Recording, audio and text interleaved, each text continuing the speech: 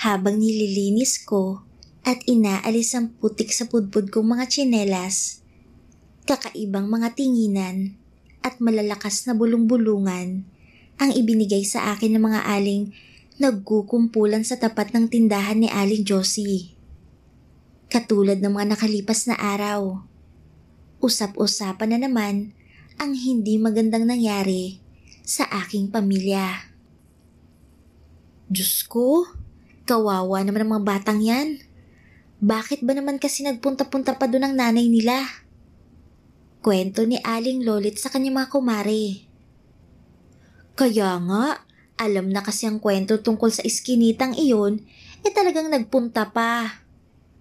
Sabat ni Aling Maring. Nasanay na ako. Sa halos 2 buwang ganito ang bumubungad sa akin sa tuwing darating ako sa Sitio Talahib mula sa halos 1 kilometrong paglalakad mula eskwela. Ang pagkukwentuhan at pagbubulungan sa amin ng mga kapatid ko ay parang baliwala na. Naabutan ko ang kapatid kong si Jonah sa tindahan ni Aling Selly.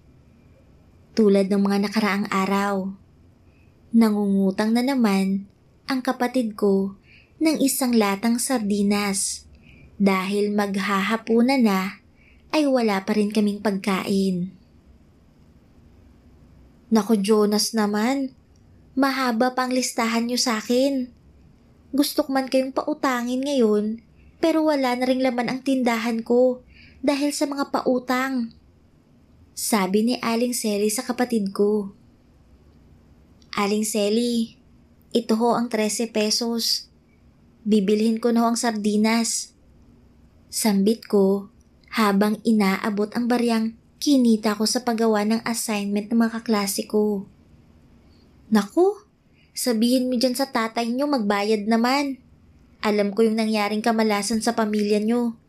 Pero naku, huwag nyo nang idamay ang negosyo ko. Dakdak ng Ali. Oho, sasabihin ko po. Kibit balikat ko na lang tinanggap ang sinabi ng Ali at lumakad na pauwi.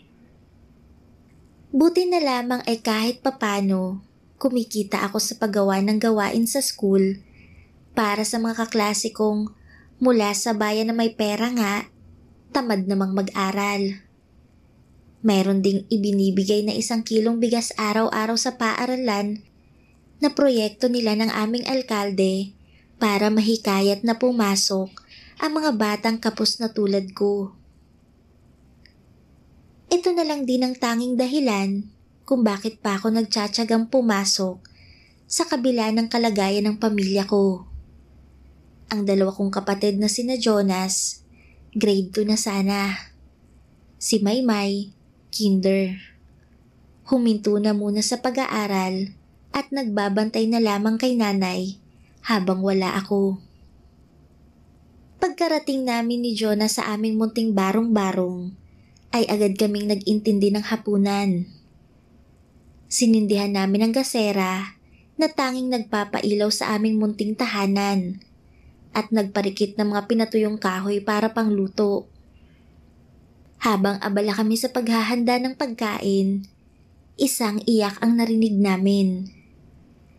Gising na si nanay. Umpisa na naman ng kalbaryo niya na epekto ng pinakamalaking bangungot ng kanyang buhay. Katulad ng mga nakarang araw, tanging ang yakap ko lang ang nakapagpapakalma kay nanay. Ako lamang ang nakapagpapahinto sa nginig ng kanyang katawan sa tuwing babangong balisa mula sa pagkakatulog. Halos 2 buwan nang wala sa katinoan ang nanay. Halos 2 buwan nang tanging ang pangalan ni tatay, Jonas, Maymay at pangalan ko ang nababanggit niya.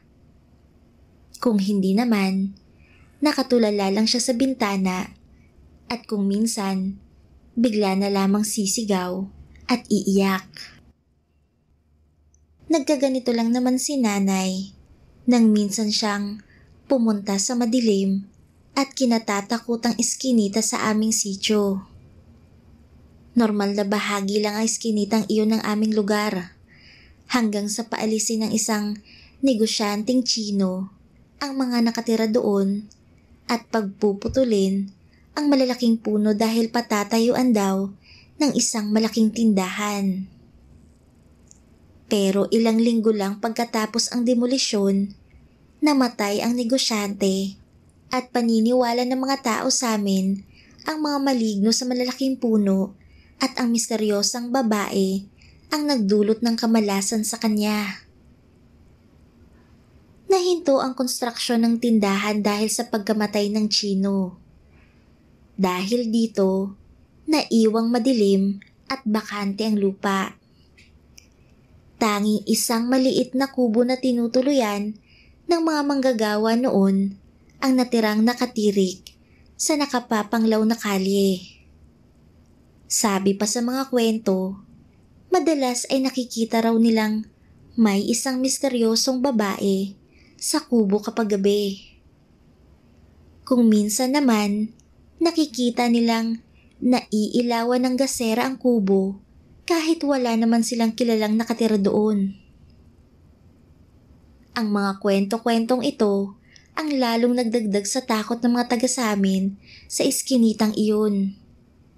Kaya naman kapag sasapit ang gabi, halos wala ng tao sa dating masayang sitio Talahib. Hindi rin namin maipaliwanag. Pero ang kumalat na kwento sa aming lugar ay tila hinatak daw ng babae sa iskinita ang nanay sa isang maulang gabi na balisang nagpunta si nanay sa kubo. Ito kasi ang paniniwala nila na nangahatak daw ng mabibiktima ang babae sa kubo. Nakita raw siya ni Mang Lando na papunta sa iskinitang iyon pero tila walang naririnig si nanay at dumiretso lamang sa kubo. Dahil sa takot ni Mang Lando, hindi na niya nagawang pigilin si nanay. Maya-maya pa, nakita na lang ni Mang Lando si nanay na tumatakbo palayo mula sa kubo. Umiiyak, nanginginig, at tila takot na takot. Dahil parang wala sa sarili si nanay, natalisod ito sa isang bato at tumama ang ulo sa sahig.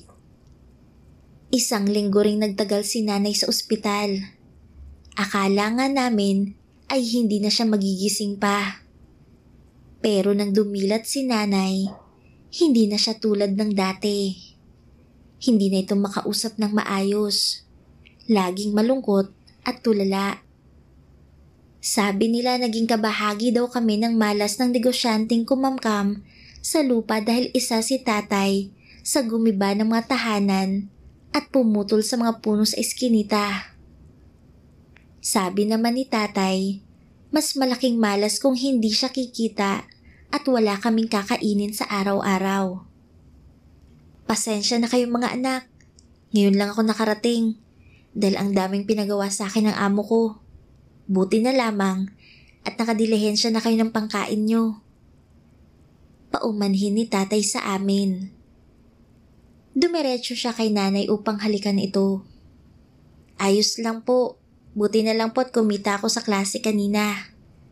Sagot ko kay tatay. Oh, kamusta ang nanay nyo? Tanong niya. Ganun pa rin po. Madalas pa rin pong umiiyak. Paulit-ulit na sinisigaw ang pangalan natin. Kwento ko kay tatay.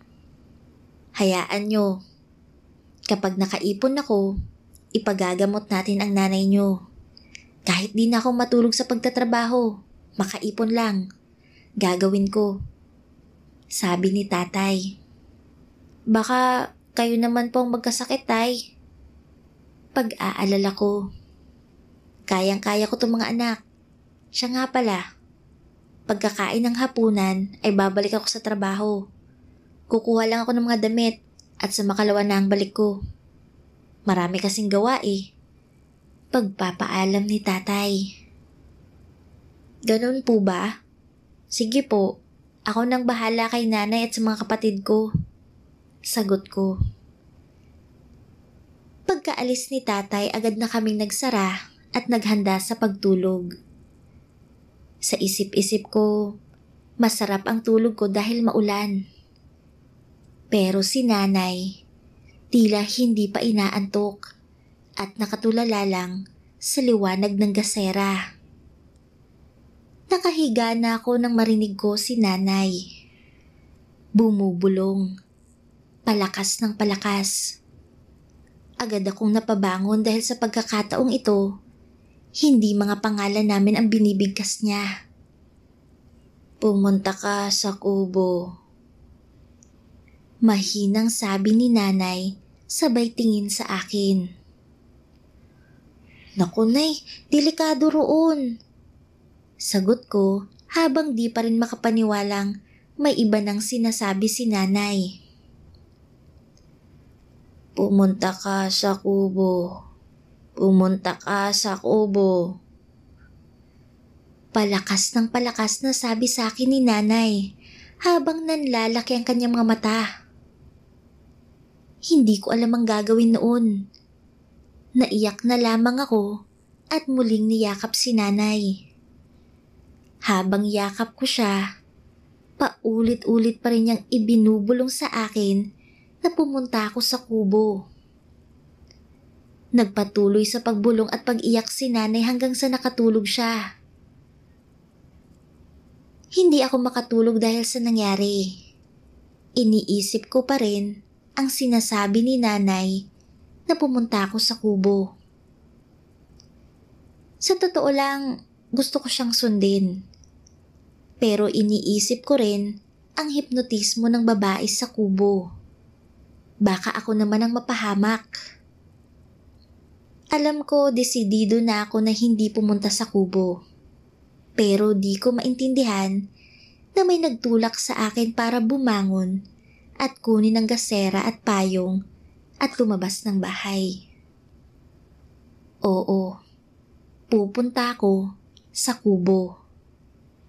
Pupunta ako sa iskinitang sumira sa buhay ng pamilya ko.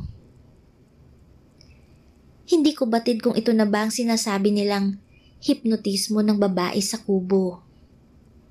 Hindi ko alam pero parang ang tapang ko nun. Parang wala akong naririnig at nakikita kung di ang daan papuntang kubo. Hindi ko alam pero tila sabik akong makarating sa kubo. Napahinto lang ako ng bahagya nang makita kong may munting ilaw ang kubo. Dahan-dahan kong nilapitan ng kubo at sumilip sa bintana.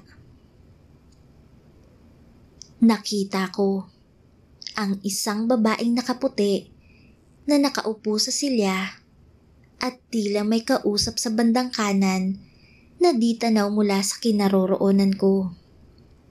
Hanggang ngayon ba, hindi pa rin maayos ang asawa mo? Tanong ng babae. Hindi pa rin. Tulala pa rin, kaya malaya pa rin tayo sa ginagawa natin. Sabi ng isang pamilyar na boses. Buti nga, nakita tayo dito ng asawa mo nung gabing yun. Tapos, di niya kinayang nakita niya at kumaripas ng takbo hanggang sa naaksidente. Hindi mo na sila kailangang iwan o patayin pa ang asawa mo, gaya ng ginawa ko sa asawa kong matandang incheck.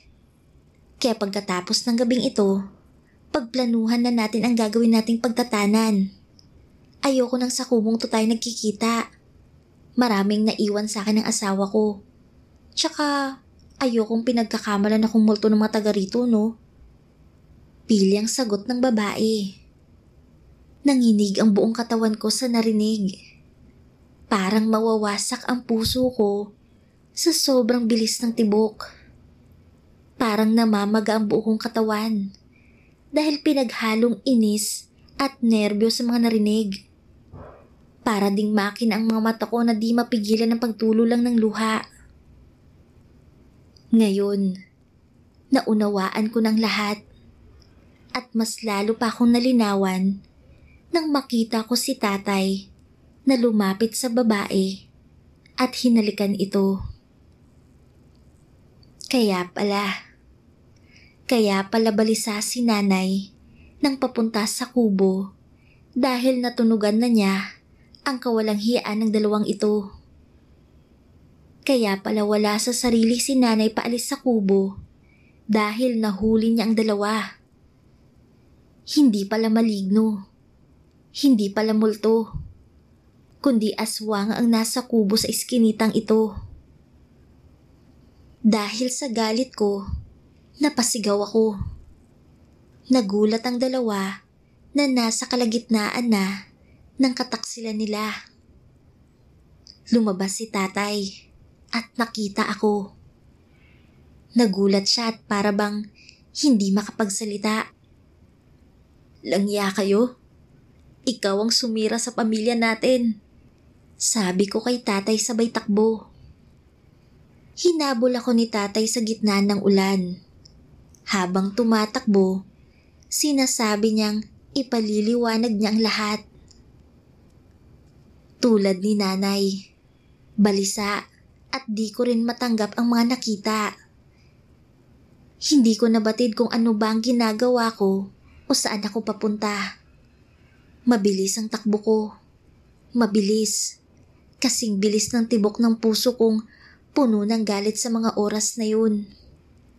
Naalimpungatan lamang ako ng isang kakaibang liwanag mula sa bandang kaliwa ko. Kasabay ng papalapit na liwanag ay isang ingay na parang mula sa isang sasakyan. Natulala ako. Hindi na nakagalaw. Naramdaman ko na lang ang sakit ng aking katawan at kakaibang manhid sa aking ulo. Naramdaman ko ring nakahandusay ako at di maigalaw ang katawan.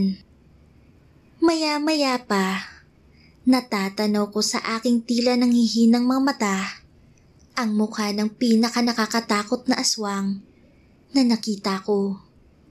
Ang pinakamapinsalang aswang na nakilala ko. Gusto kong magsalita. Gusto kong pagbayarin ang lalaking iyon kahit sa mga salita man lang. Pero hindi ako makagalaw. Hindi ko maintindihan ang nangyayari sa akin. Ang magkahalong sakit at antok na nararamdaman ko ay di ko mapigilan. Hindi ko matanggap. Hindi ko matanggap na sa mga bisig ng multo sa iskinita, ako babawian ng buhay.